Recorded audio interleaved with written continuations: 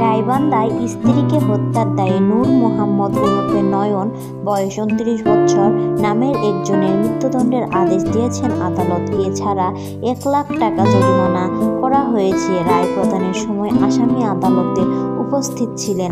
আজ সোমবার দুপুরে গাইবান্ধা নারী ও শিশু নির্যাতন দমন ট্রাইব্যুনাল 1-এর বিচারে সিনিয়র জেলা ও দায়রা জজ SM নাসিম রেজা এই রায় দেন। দণ্ডপ্রাপ্ত নূর মোহাম্মদের বাড়ি গাইবান্ধার সুন্দরগঞ্জ উপজেলার পূর্ব সোনারায় গ্রামে। তিনি ওই গ্রামের আব্দুল মতিন মিয়ার ছেলে।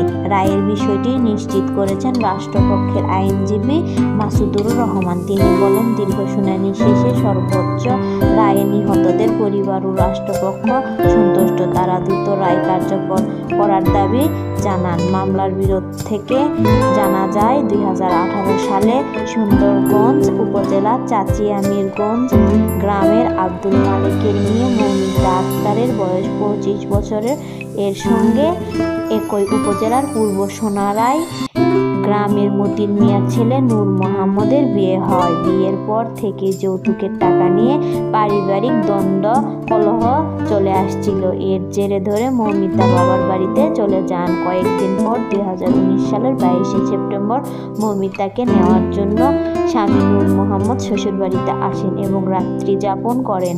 পরদিন 23 সেপ্টেম্বর সকালে তাদের ঘর থেকে মৌমিতার রক্তাক্ত লাশ পাওয়া যায়। স্বামী নূর মোহাম্মদ পালিয়ে যায়।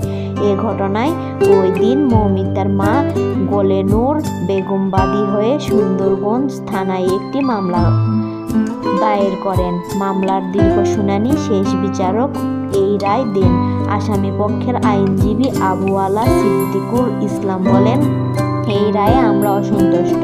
রায়ের বিপক্ষে আমরা উচ্চ আদালতে যাব। আশা করি উচ্চ আদালতে ন্যায় বিচার পাব।